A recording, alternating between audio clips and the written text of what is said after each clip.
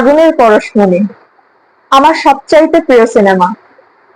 প্রতি বছর অন্তত একবার হলেও আমি সিনেমাটা দেখি, এবং যতবারই দেখি ততবারই আমার মনে হয় এটা আমার দেখা আমার জীবনের শ্রেষ্ঠ সিনেমা। তো এই আগুনের পরশমণি আমার সবচেয়ে প্রিয় সিনেমা এটা জানার পরে আমার খুব প্রিয় একজন মানুষ আমাকে এমন একটা বই উপহার দিলেন, যে বইটা এই সিনেমা বানানোর গল্প নিয়ে লেখা। বইটির নাম ছবি বানানোর গল্প। হুমায়ুন আহমেদ আগুনের পরশমণি সিনেমা দিয়েই প্রথম চলচ্চিত্র জগতে নির্মাতা হিসেবে আসেন। 1994 সালে এই সিনেমাটি মুক্তি পায়। তো এই সিনেমা নির্মাণের চিন্তা যখন তার মাথায় আসলো, এবং তিনি যখন এই বিষয়টা তার পরিচিত স্বল্প পরিচিত মানুষদের সাথে এই ব্যাপারটা শেয়ার করলেন, তখন বেশিরভাগ মানুষই তাকে নিরুৎসাহিত করেছিল, এবং সবার মধ্যে একটা আশঙ্কা কাজ করছিল যে ইতিমধ্যে তিনি কথা সাহিত্যিক হিসেবে এত খ্যাতি পেয়ে গেছেন বা তার টিভি নাটকগুলো ভালো চলছে, তাহলে চলচ্চিত্রের মতো একটা বিষয় যে বিষয়ে তার সেরকম কোনো জ্ঞান নাই, এই বিষয়ে এসে তিনি কি তার যত অর্জিত সুনাম সব কি তিনি এখন নষ্ট করবেন কিনা, বা একটা হাসি ঠাট্টার মতো অবস্থার জন্ম দিবেন কিনা, এই আশঙ্কা থেকে সবাই তাকে নিষেধ করছিল চলচ্চিত্র পরিচালনায়, মানে যেন তিনি না আসেন সেটাই তাকে সবাই বলছিল। কিন্তু হুমায়ুন আহমেদের মধ্যে একটা একরোখা ভাব বলেন, বা একটা বিশ্বাস হোক বা একটা নেশা হোক বা কোনো একটা ইঙ্গিত হোক, যে কোনো কিছুই তাকে আসলে এটার দিকে টেনে নিয়ে আসলো, থামিয়ে রাখতে পারলো না। এবং এই যে তার কেন তার মধ্যে চলচ্চিত্র নির্মাণের প্রবণতাটা আসলো, এবং শেষ পর্যন্ত তিনি কিভাবে আগুনের পরশমণির মতো একটা চলচ্চিত্র নির্মাণ করে ফেললেন, যে চলচ্চিত্র কিনা 8টি ক্যাটাগরিতে শ্রেষ্ঠ যে জাতীয় চলচ্চিত্র পুরস্কার, যেটা আর কি 8টি ক্যাটাগরিতে যেটা লাভ করলো, মানে এটা কিভাবে সম্ভব হলো, এই পুরো জার্নিটা তিনি হচ্ছেন তার এই ছবি বানানোর গল্প বইটার মধ্যে বলার চেষ্টা করেছেন, বলে গেছেন। তো এই যে ছবি বানানোর গল্প বইটা, এটা প্রকাশিত হয়েছে সুবর্ণ প্রকাশনী থেকে।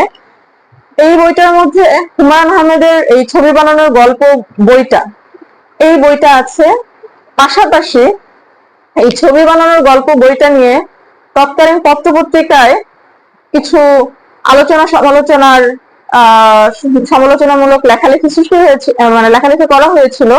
তো সেই লেখাগুলো এখানে অন্তর্ভুক্ত করা হয়েছে, এবং এখানে মানে কি বলে এটাকে, যেসব কলা কৌশলীরা ছিলেন তারা কে কোন কাজের দায়িত্ব পালন করেছেন এরকম বিশদ বর্ণনা আছে।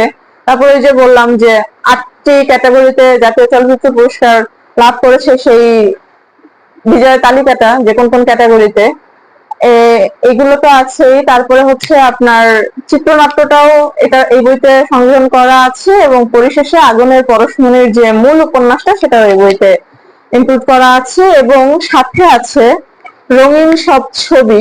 আগুনের পরশমণি সিনেমার সময় অনেক স্টিল ফটো হচ্ছে তোলা হয়েছিল, সেই স্টিল ফটোগুলো এখানে অনেকগুলো পাতায় এরকম রঙিন ছবিগুলো আছে, এবং শুটিং সেটে বিভিন্ন খুনসুটির অবস্থা, বা মানে এই তো শুটিং সেট এবং সিনেমার অনেকগুলো স্টিল ফটো এখানে আছে। তারপরে পত্রপত্রিকায় যেসব লেখা হয়েছিল আর কি, সেই সব লেখার ফটোকপি বা পেপার কাটিং এরকম কিছু কিছু জিনিস এই বইটা অ্যাড করা আছে। তো বইটা পড়ার পরে মনে হলো আমি 2025-এর অন্যতম সুন্দর একটা বই পড়লাম। এখানে বইটা ভালো লাগার দুটি উল্লেখযোগ্য কারণ। একটা হচ্ছে প্রথমত ছবি বানানোর গল্প, যে মূল অংশ যেটুকু হুমায়ুন আহমেদের লেখা, উনি তো ম্যাজিশিয়ান, ওনার কথা লেখা এত সহজ সাধারণ, কিন্তু তারপরেও এত ভালো লাগে। তো যতটুকু অংশে উনি এই যে ছবি বানানোর মানে এই আগুনের পরশমণি সিনেমা শুরু থেকে শেষ পর্যন্ত তাকে কি কি বিষয় ফেস করতে হয়েছে, সেই সব বিষয়গুলো নিয়ে উনি আসলে ভালো দিক মন্দ দিক এত সুন্দরভাবে লিখেছেন যে ওই অংশটুকু আমি মন্ত্রমুগ্ধের মতো পড়লাম, এবং পড়া শেষে আমার মনে হচ্ছিল আরেকটু কেন লিখলেন না।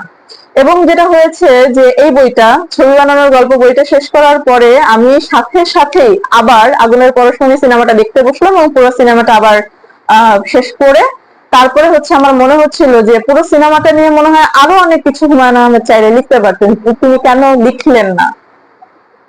এটা একটা ভালো বিষয়। এবং আরেকটা কারণে যেটা ভালো লেগেছে যে হুমায়ুন আহমেদের লেখার পাশাপাশি এই যে চিত্রনাট্যটা এখানে সংযোজন করা হয়েছে বা এই বইটার আলোচনা সমালোচনা নিয়ে অন্যরা পত্রপত্রিকায় কি লিখেছেন কি বলেছেন, এই এই যে জিনিসগুলো সংযোজন করা হয়েছে, ছবিগুলো, মানে ছবিগুলো দেখলেই তো একটা নস্টালজিয়ার মতো ব্যাপার কাজ করে যে আমার প্রিয় সিনেমার সুন্দর সুন্দর সব স্টিল ফটোগুলো রঙিন মানে প্রিন্ট হয়ে এই বইটার মধ্যে আছে। মানে বইটা হাতে নিলেই মন ভালো হয়ে যাওয়ার মতো একটা বিষয়। এবং সর্বশেষ যে আগুনের পরশমণি উপন্যাসটা এটার মধ্যে সংযোজন করে দেওয়া হয়েছে, যে উপন্যাসটা আমি আগে কখনোই পড়িনি। আমি আগুনের পরশমণি সিনেমাটা যেটা বললাম যে প্রতি বছর একবার হলেও আমার দেখা হয়, আমি দেখি, কিন্তু আমি উপন্যাসটা গতকালের আগ পর্যন্ত আমি পড়িনি। কারণ আমার কেন জানি মনে হতো উপন্যাসটা পড়লে আমার সিনেমার চার্মটা কমে যাবে বা এরকম। কিন্তু গতকাল আসলে এই বইটা যখন শেষের দিকে এবং উপন্যাসটা শেষের দিকে সংযোজন করা, আমার মনে হচ্ছিল না আমি উপন্যাসটা একটু পড়ে দেখি। আমি সবগুলোই দেখি, আমি চিত্রনাট্য পড়লাম, আমি উপন্যাসটাও পড়ি এবং তারপর আমি আবার সিনেমাটা দেখি এবং সবগুলোর মধ্যে একটা তুলনামূলক বিশ্লেষণ করার মতো একটা জায়গায় আমি যেতে পারি কিনা দেখি, এরকম একটা বিষয়। তো আমার আসলে উপন্যাসটাও ভালো লাগলো। তবে আমার যদি এখন তুলনা করতে হয় যে কোনটা বেশি সুন্দর সবকিছু মিলিয়ে, আমি বলবো যে আমার কাছে সিনেমাটাই বেশি ভালো লেগেছে। মূল উপন্যাস পড়লাম, পড়ার পরে চিত্রনাট্য, উপন্যাসের সাথে চিত্রনাট্যের বেশ পার্থক্য পেয়েছি এবং চিত্রনাট্যের সাথে সিনেমাটারও অনেক পার্থক্য ছিল, পেয়েছি আর কি। তো সবকিছু মিলে আমার কাছে সিনেমাটা সবচেয়ে, মানে শুরুতে সিনেমাটার যে আবেদনটা ছিল এখনো পর্যন্ত সিনেমাটাই বেশি আবেদনময়ী। এবং যেহেতু আমি এখন সিনেমা বানানোর পেছনের গল্পগুলো কিছুটা হলেও জানি, আমার মনে হচ্ছিল যে হুমায়ুন আহমেদ এটা কি বানালেন এবং কিভাবে বানালেন। যদিও তিনি পরিচালক হিসেবে তার বেশ ত্রুটি, তিনি নিজেই বলে গেছেন যে তার অভিজ্ঞতার অভাব ছিল, তার অনেক কিছু জানা ছিল না, যে কারণে অনেকেই তাকে যেভাবে বুঝিয়েছে তিনি সেটা মেনে নিতে বাধ্য হয়েছেন। তার যদি এই বিষয়ে আরো বিশদ জ্ঞান থাকতো হয়তো আগুনের পরশমণি আরো নিখুঁত, মানে পরিচালনার জায়গা থেকে হয়তো আরো নিখুঁত একটা সিনেমা হতো। সেই জায়গাটায় ওনার ত্রুটি রয়ে গেছে। কিন্তু তারপরেও এই যে সিনেমা জগৎ সম্পর্কে মোটামুটি অনভিজ্ঞ একজন মানুষ শুধুমাত্র তার প্রাণের তাগিদে, তার ইচ্ছা শক্তি দিয়ে, মানে এলাম দেখলাম জয় করলাম মতো একটা বিষয়, যে প্রথম সিনেমাতেই এরকম একটা হিট সিনেমা তৈরি করা, বাংলার সব সর্বস্তরের মানুষের কাজ পর্যন্ত পৌঁছে যাওয়ার মতো একটা সিনেমা তৈরি করা এবং প্রথম সিনেমাতে 8টা জাতীয় চলচ্চিত্র পুরস্কার জিতে নেওয়া। যদিও তিনি পরিচালক হিসেবে পুরস্কার পাননি, কিন্তু তারপরেও তিনি তো অন্যদের ভেতর থেকে সেই জিনিসটা বের করে এনেছেন যে তারা জাতীয় চলচ্চিত্র পুরস্কার পেয়েছে। যেমন শ্রেষ্ঠ অভিনেত্রী বিপাশা হায়াত, আমার তো মনে হয় বিপাশা হায়াতের সারা জীবনের সেরা কাজ এই আগুনের পরশমণির রাত্রি চরিত্রটা। এবং শিলা আহমেদের আরো অনেক কাজ আছে, কিন্তু তারপরও এই যে মানে শিশু শিল্পী হিসেবে যে শ্রেষ্ঠ শিশু শিল্পী হিসেবে পুরস্কার পাওয়া, তারপরে যে কাজের মেয়ে বিনতি, যেটার মিমস আমরা প্রায় এখন দেখি, যে ছোট ছোট ক্লিপ গুলো, যে আমার চেহারা শুধু সুন্দর হওয়াতে এমন বিপদে পড়ছি বা এরকম টাইপের যে ডায়লগ গুলো এখন আমাদের ফেসবুকের পাতায় পাতায় ঘুরে বেড়াচ্ছে। এই যে বিনতি মেয়েটা, তার কি পরিমাণ ডেডিকেশন ছিল যে সে হুমায়ুন আহমেদের চলচ্চিত্রে কাজ করবে এবং এই কাজ করার জন্য সে এসএসসি পরীক্ষা দেবে না বলেও সিদ্ধান্ত নিয়েছিল। কিন্তু পরবর্তীতে হুমায়ুন আহমেদের জোরাজুরি হোক বা যেটাই হোক, সেই কারণে সে পরীক্ষা এবং অভিনয় একসাথে, মানে চলচ্চিত্রের শুটিংও চলেছে, তার এসএসসি পরীক্ষাও চলেছে এরকম। এবং এই যে বিনতি, সে হচ্ছে হুমায়ুন আহমেদের কাছে একটা আবেদন করে, যে আবদারের মতো, যে তার হুমায়ুন আহমেদের কোন একটা বই তাকে উৎসর্গ করা হবে কিনা। হুমায়ুন আহমেদ মুখের উপর তাকে না বলে দিয়েছিলেন, কিন্তু এই ছবি বানানোর গল্প বইটা সেই বিনতিকেই উৎসর্গ করা হয়েছে। হোসনা আরা পুতুল যার আসল নাম, তাকে উৎসর্গ করা হয়েছে। এই ঘটনাগুলো পড়ার সময় মানে আপনার অন্যরকম একটা ভালো লাগা বা মনের মধ্যে তেমন যেন একটা আপন আপন ভাব কাজ করে। মনে হবে যেন আপনি এই সিনেমার সব কলা কুশলীদেরকে আপনি ব্যক্তিগতভাবে চেনেন, আপনার প্রত্যেকটা চরিত্রের জন্য মায়া হবে এবং সবাই মিলে যে একটা টিম ওয়ার্ক, এবং হুমায়ুন আহমেদ যে একটা ম্যাজিশিয়ানের মতো সবাইকে এক সুতায় বেঁধে এরকম একটা সিনেমাকে উনি নামাতে পেরেছেন, এটার জন্য আপনার মনে হবে যে হ্যাঁ, উনি হয়তো পরিচালক হিসেবে ত্রুটিহীন নন, কিন্তু এই যে একটা টিমকে লিড দিয়ে একটা কাজ তিনি উদ্ধার করতে পেরেছেন, এই জন্য আসলে তিনি হ্যাটস অফ পাওয়ার যোগ্য। মানে এরপরে যে হুমায়ুন আহমেদ আরো অনেক ছবি বানিয়েছেন, এখানে একটা আফসোস কাজ করছে আমার, যে হুমায়ুন আহমেদ তো পরবর্তীতে আরো অনেকগুলো চলচ্চিত্র পরিচালনা করেছেন, তাহলে উনি এই আগুনের পরশমণি সিনেমার মেকিং নিয়ে যে লেখাটা লিখলেন, এরকম লেখা উনি আরো কেন লিখলেন না? কারণ এই বইতে মানে আরো যতজনের আলোচনা সমালোচনা বিভিন্ন পত্রপত্রিকায় প্রকাশিত হয়েছিল, সেগুলো যে এখানে সংযোজন করা হয়েছে, সবগুলো পড়ার পরে আমি যতটুকু জানলাম, হুমায়ুন আহমেদের আগে বাংলাদেশের কেউ সিনেমা তৈরি নিয়ে এরকম কোনো বই লেখেননি। তো বাংলাদেশের সিনেমা ইন্ডাস্ট্রি কিন্তু যথেষ্ট সমৃদ্ধ এবং গর্ব করার মতো একটা জায়গায় একদিন ছিল। এখন আবার সেই জায়গাটা আস্তে আস্তে ফিরে আসছে। বর্তমান পরিচালকরা, অভিনেতা অভিনেত্রীগণ চেষ্টা করছেন, কিন্তু এই যে একটা সুদীর্ঘ যাত্রা, এই যাত্রাটার মানে এই যে চলচ্চিত্রগুলো নির্মাণের পেছনের যে গল্পগুলো, টেকনিক্যাল গল্প এবং স্মৃতিচারণমূলক যে গল্পগুলো, কেউ কেন বলে না, কেউ কেন বলে নাই? হুমায়ুন আহমেদের আগ পর্যন্ত কেউ বলে নাই, হুমায়ুন আহমেদের পরেও আসলে কতজন এই বিষয়ে বই লিখেছেন আমি আসলে জানি না, কিন্তু এই জনরাটা নিয়ে বাংলাদেশে কাজ খুবই কম হয়েছে বলেই মনে হচ্ছে। তো সেক্ষেত্রে হুমায়ুন আহমেদ একটা বই লিখলেন আগুনের পরশমণি বানানোর গল্প, পেছনের গল্প নিয়ে। আমার মনে হচ্ছিল যে হুমায়ুন আহমেদ এই জনরাটা আরো কেন লিখলেন না? তিনি তো পরবর্তীতে নিশ্চয়ই অন্যান্য চলচ্চিত্র যখন পরিচালনায় নেমেছেন, নিশ্চয়ই তিনি আরো অনেক অভিজ্ঞতা অর্জন করেছিলেন, সিনেমার টেকনিক্যাল বিষয়গুলো নিয়ে উনি আরো জ্ঞান লাভ করেছিলেন। তাহলে সেগুলো কেন পাঠকদের জন্য উনি লিখে গেলেন না? কেন হিমুর মতো, মিসির আলীর মতো অতিপ্রাকৃত গল্প সমগ্র বা সায়েন্স ফিকশন সমগ্রের মতো কেন ছবি বানানোর গল্প সমগ্র নাই? এটা আমার আসলে একটা আফসোস হচ্ছে। এবং তার চেয়েও বড় আফসোসের কথা, এই যে ছবি বানানোর গল্প বইটা, এটা প্রথম প্রকাশ হয়েছিল বোধহয় 1996 সালে। হ্যাঁ, প্রথম প্রকাশ 1996 সালে। 94 সালে আগুনের পরশমণি মুক্তি পেল, 96 সালে এই বই মানে এই বই প্রকাশিত হলো। তো এই যে 96 থেকে শুরু করে এখন 2025 সাল, দীর্ঘ এতগুলো বছরে এই বইটার মাত্র একটা মুদ্রণ শেষ হয়েছে।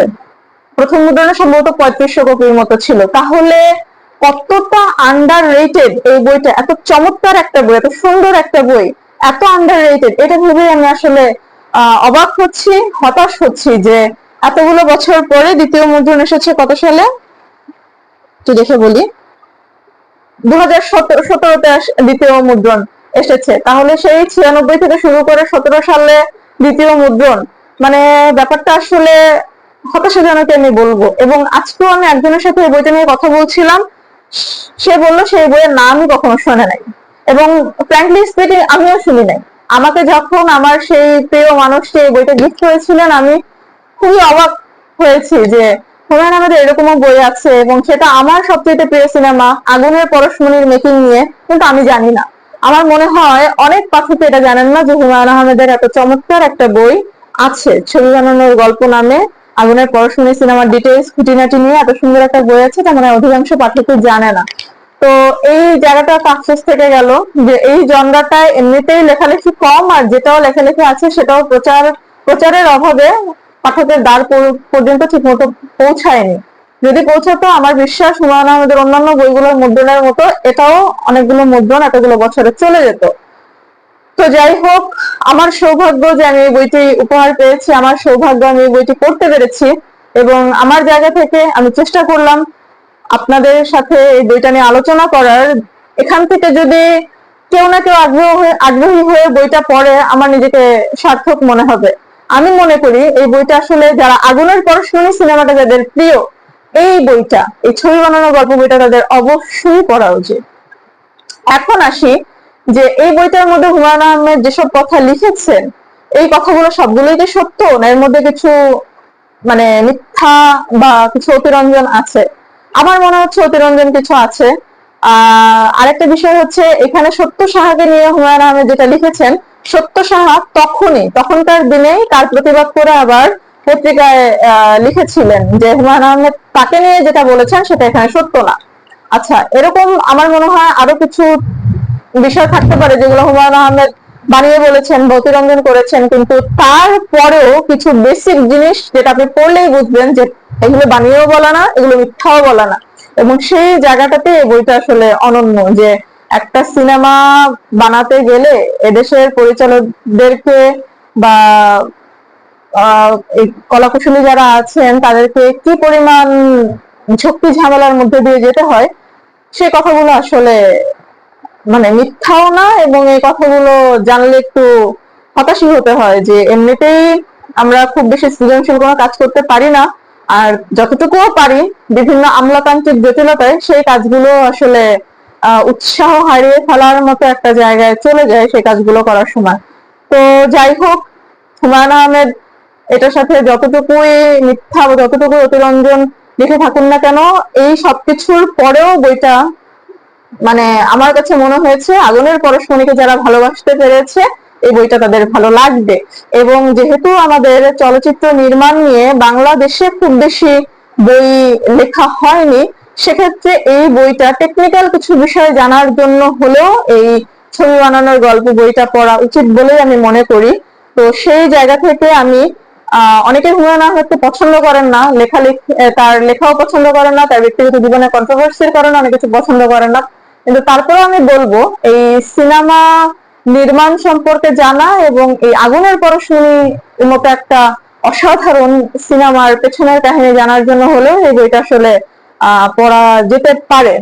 আমি যারা হুমায়ুন আহমেদ প্রেমী তাদের জন্য তো মাস্ট রিড বলবো, এবং যারা হুমায়ুন আহমেদকে পছন্দ করেন না তাদেরকেও আমি বলবো যে যদি আগুনের পরশমণি সিনেমাটা ভালো লাগে আপনাদের, আপনারা এই বইটা পড়ে দেখতে পারেন। তো আমার খুব ভালো লাগছে যে আমি এত সুন্দর একটা বই পড়তে পারলাম। আর ওই যে যেটা বললাম যে আমার মনে হয় অ্যাটলিস্ট এই বই পড়েন আর না পড়েন, আগুনের পরশমণি সিনেমাটা আমার মনে হয় না কারো দেখা বাকি আছে। যদি কেউ না দেখেন, একবার হলেও অন্তত আগুনের পরশমণি সিনেমাটা দেখেন। এত চমৎকার একটা সিনেমা, আমি আসলে ভাষায় প্রকাশ করতে পারবো না যে সিনেমাটা আমার কতটা পছন্দের। তো সম্ভব হলে, ইচ্ছে হলে, সুযোগ হলে এই বইটা পড়বেন। সুবর্ণ প্রকাশনী থেকে প্রকাশিত, দ্বিতীয় মুদ্রণ এখান থেকে এসেছে। ও আরেকটা কথা যেটা খুবই বিশ্রী লেগেছে আমার কাছে, যে এত চমৎকার একটা বই কিন্তু এই বইটা দ্বিতীয় মুদ্রণ বের হলো অনেক বানান ভুল, অনেক মুদ্রণ প্রমাদ যেটাকে বলে আর কি, প্রিন্টিং মিস্টেক। এটা আমার খুবই দৃষ্টিগত লেগেছে। আমার আসলে মানে কাইন্ড অফ এই প্রকাশককে আমার খুঁজে বের করে বলতে ইচ্ছা করছে যে এত চমৎকার একটা বইকে আপনারা কিভাবে এত বানান ভুল সহ প্রিন্টিং মিস্টেক সহ বাজারে আসতে দিলেন। এটা আমার খুবই খুবই খুবই খারাপ লেগেছে। এছাড়া এমনিতে সব প্রোডাকশন সুন্দর, প্রচ্ছদ ধ্রুবেশের করা। এখানে ধ্রুবেশের ইয়াং বয়সের একটা ছবি আছে, দেখে তো আমি একদম অবাক হয়ে গেছি। এবং হুমায়ুন আহমেদ নিজেও মানে বলে গেছেন যে ধ্রুবেশ যদি অভিনয় করতে রাজি হতেন তাহলে এই আগুনের পরশমণির বদিউল আলম চরিত্রটার জন্য ধ্রুবেশ হতেন একদম উপযুক্ত এবং প্রথম পছন্দ। কিন্তু হুমায়ুন আহমেদ তাকে বলেও রাজি করাতে পারেন নাই। ধ্রুবেশ মানে অন্য যে কোনো কিছু এই সিনেমার জন্য করতে রাজি ছিল, শুধুমাত্র অভিনয়টা ছাড়া।